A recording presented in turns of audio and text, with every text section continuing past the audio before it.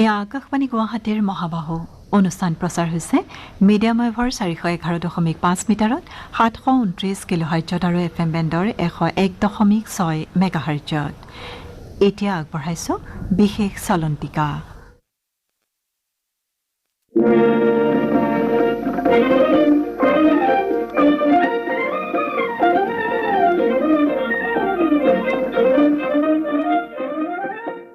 নমস্কাৰ শ্ৰোতাসকল, আজিৰ বিশেষ চলন্তিকালৈ স্বাগতম। আজিৰ অনুষ্ঠানত শুনক নতুন দিল্লীৰ আয়ুষ মন্ত্ৰালয়ৰ যোগ আৰু প্ৰাকৃতিক চিকিৎসা গৱেষণা কেন্দ্ৰীয় পৰিষদৰ সঞ্চালক ডাক্তৰ ৰাঘৱেন্দ্ৰ ৰাওৰ সৈতে হোৱা সাক্ষাৎ গ্ৰহণ মানস প্ৰতিম শৰ্মাৰ। আকাশবাণী গুৱাহাটীৰ সমস্ত শ্ৰোতাকে আমাৰ এই বিশেষ অনুষ্ঠানলৈ আদৰণি জনালো।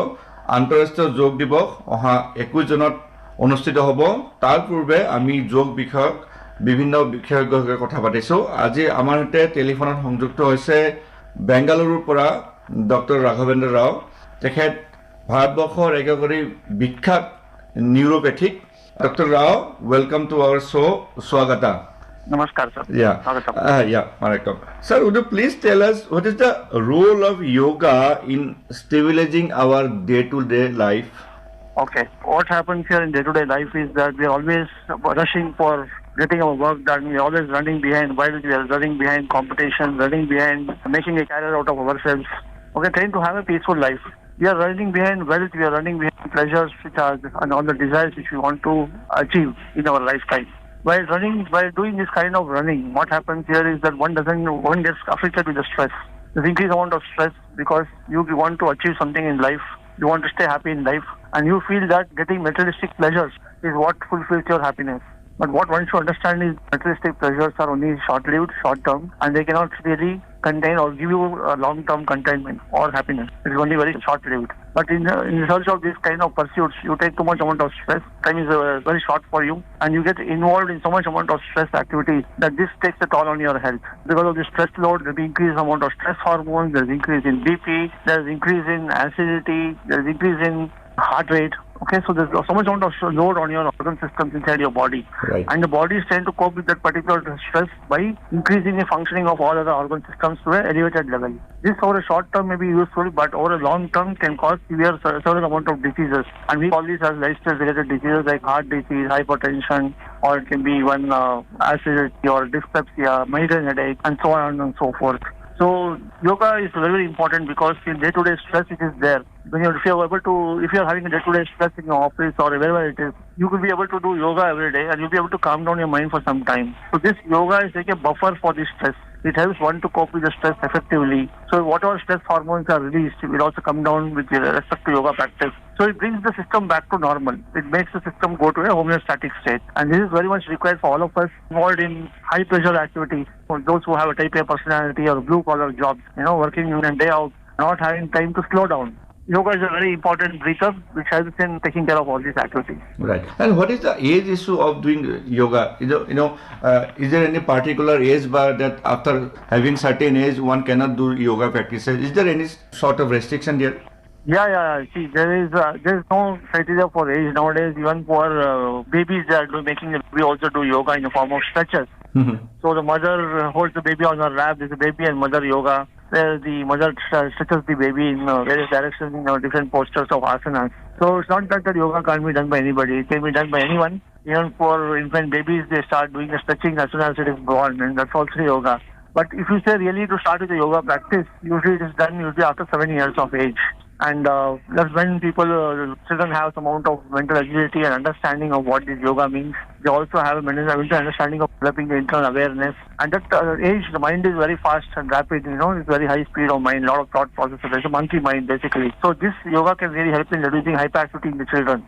And this at 7 years of age onwards, we start teaching children in yoga school. Yoga is very, very useful in elderly population because at that time they have diabetes, hypertension, heart disease, they have a lot of joint problems, musculoskeletal problems, fatigue, etc. It helps them to restore their mobility and restore health and bring strength and stamina in old age as well. So So the age is not a barrier for doing yoga, except that it should be done after some years of age.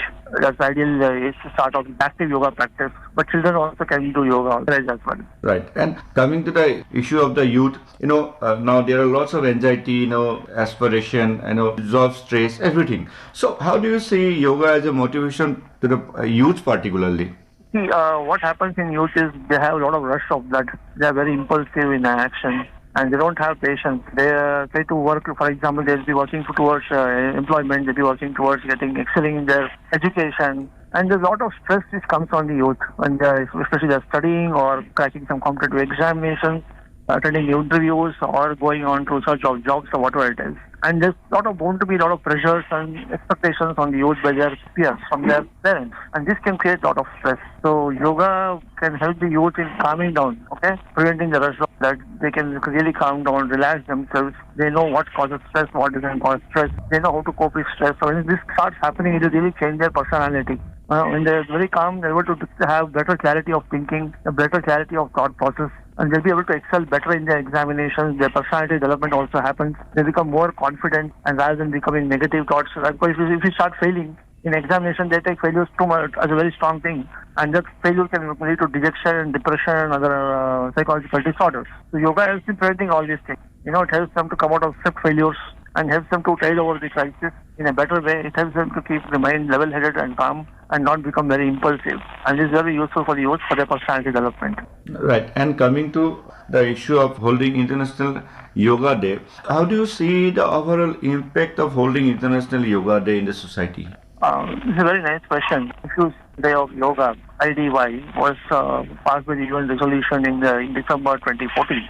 And since then onwards, the first International Day of Yoga was celebrated in 2015 in Delhi and various other places since then. And every year, June 21st is celebrated as International Day of Yoga. This has helped in taking yoga to the global scene. It has created a huge amount of impetus as a soft power for India as well. And this has created that awareness. This is the traditional medical system of India. And yoga as a science, as a philosophy, as a way of living, as a spiritual science, has been taken up by world over.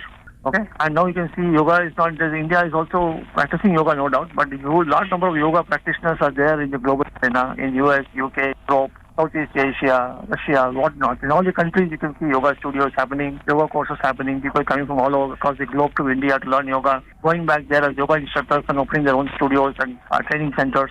And this is very, very useful in helping taking care of lifestyle-related disorders, especially like diabetes, obesity, hypertension, asthma, cancer, and whatnot. And that's where yoga is found to play a very important role in the Western countries. And because of the coining of IDY by our Honorable Prime Minister Narendra Modi ji, this yoga has become such a big boom across the world that as a system of therapy, medicine has been recognized increasingly across the world. And a simple example I'll give you, before 2014, the number of medical publications on yoga were about 36 per year. And today the same number of publications in medical applications of yoga is around more than 500. So it's almost gone up by 11-fold times. Right. So increasingly more and more medical institutions are adopting yoga in curing several non-communicable diseases and chronic diseases and lifestyle-related diseases. And IDY has had a very strong impact in propagating the effects of yoga in all spheres of life, be it in education, be it in wellness sector, be it in the medical sector. And it's also been a very important tool in medical value tourism as well. And you can see a lot of yoga retreats across the country, like, Rishikesh is a yoga city, Mysore is also a yoga city. And many of these kind of cities, they entice a lot of foreign tourists to come there to learn yoga from the yoga gurus and yoga ashrams. So like that, yoga has become very, very popular now because of the advent of IDY. Right. And Dr. Rao, you keep meeting lots of patients, lots of people in almost daily. You are treating them. And now, what advice do you suggest to them? What are the points given to them while, performing yoga, these other medicines and all this regular treatment? I'll give you an example of cancer patients. Right. So I have been working with cancer hospitals and cancer patients for the last 30 years. Right. And we have seen that when you start taking a cancer-related treatment, maybe surgery, radiation or chemotherapy, you have a lot of side effects. One important side effect I give you is the chemotherapy-induced nausea and vomiting. So when you take chemotherapy, patients develop a lot of nausea, vomiting sensation, or they have vomiting. And you give antiemetic medications to suppress vomiting, but nausea still remains.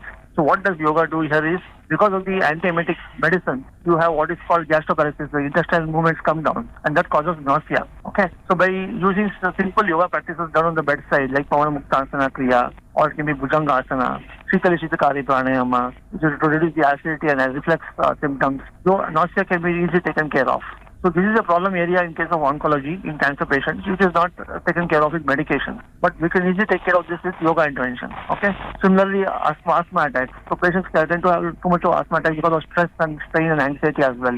So yoga, by doing yoga, it can improve the lung capacity, it can reduce the reactivity of the lungs to allergens and pollens.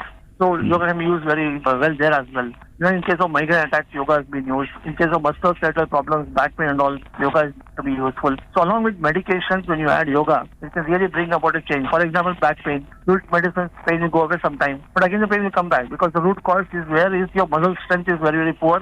The supporting structures of the back are not able to take a load on the back, and these are causing problems. So once you strengthen the muscles, improve the strength of these muscles by using yoga interventions, yoga asanas and all, you'll be able to take care of the problem in the long run. So adding yoga along with medications is always helpful, and it is specific to each disease. The yoga as a therapy can be used in different settings. It can be used in heart disease, those with cardiac pacemakers. It can be used in migraine headaches. It can be used in depression, anxiety, in cancer, and various number of disorders. And the yoga therapy can be used along with adjunct with modern medicine. And along with yoga becoming as a way of life, how do you see yoga also as an employment opportunities in the country? Yeah, very simple thing. You see that very important the research has been done by ICMR, which showed that in urban areas, about 65% of the people are physically inactive. They are having a sedentary lifestyle. In rural areas, about 50% of them are physically inactive. They also have a sedentary lifestyle. So this physical inactivity, diet, improper diet, and improper lifestyle, this is the main cause for most of the chronic diseases. So now we are going to be training people, yoga instructors in various courses. And these people can have a lot of employability because they can start opening a yoga wellness center, yoga studio. Just like going to a gym and trying to keep yourself physically fit. Yoga is one thing which can make you both fit both physically as well as mentally. So this kind of wellness centers are the need of the hour in our urban areas as well as in rural communities. And with the fast-paced life going on, you also need to slow down. You also need to keep fit and healthy to achieve your goals in life. And by doing a lot of yoga courses, there is a lot of yoga courses, certificate courses in yoga, diploma courses in yoga, postgraduate diploma courses in yoga, just BSc, MSc yoga. There's also a clinical yoga course called Bachelor's Degree in Naturopathy Yogic Sciences. It's about 5.5 years. About 63 colleges are there across the country, including government colleges, once in South India. And this gives a lot of clinical training in how to use yoga as a therapy. And this needs to be propagated throughout the country. And there's a lot of employment opportunities are very good for these people because these people act as doctors and they see patients. They work with hospitals, they work with spas, they work with the resorts, they work with the yoga research institutions, and they work in various places where they can really use yoga as a therapy and help in giving the better outcomes for the patients. Right. And finally, what message do you like to convey to the listeners of yoga? Yeah. So this year's theme of yoga is yoga for Vasudhaiva Kutumbakam. Like yoga is for the betterment of all the human beings, the humanity, the environment around us, the birds around us, the animals around us, the nature around us. And if you are able to take care of the community around us, that's what yoga is all about. And this line is said by none other than our Honorable Prime Minister Narendra Modi ji. And for the community on the radio also, I wish everybody to at least practice yoga for at least 10 minutes a day. Okay, it can be gentle stretches or loosening exercises or a breathing exercise or a pranayama, followed by some relaxation technique just to calm down the mind. Self-introspection, calming down the mind is a very important aspect in your fast-paced life. So do take at least 10 minutes of time. Make yoga as a habit in your life. Just like you use a toothbrush in the morning to brush your teeth regularly without missing it. Please also make yoga as a habit and use this 10 minutes of yoga. Use this 10 minutes of yoga every day so that this can be useful in keeping you in good health and good shape. Right. And thank you, Dr. Rao, for your valuable inputs, your motivation, and your precious time. Thank you again, sir. Thank you so much. Thank you so much, sir. Thank you all. চলন্তিকা শুনিলে আজিৰ অনুষ্ঠানত নতুন দিল্লীৰ আয়ুষ মন্ত্ৰালয়ৰ যোগ আৰু প্ৰাকৃতিক চিকিৎসা গৱেষণা কেন্দ্ৰীয় পৰিষদৰ সঞ্চালক ডাক্তৰ ৰাঘৱেন্দ্ৰ ৰাওৰ সৈতে হোৱা সাক্ষাৎকাৰটি শুনিলে। সাক্ষাৎ গ্ৰহণ আৰু অনুষ্ঠানটিৰ প্ৰযোজনা মানস প্ৰতিম শৰ্মাৰ, সহযোগিতা আগবঢ়ালে অপূৰ্ব মালিয়ে। নমস্কাৰ।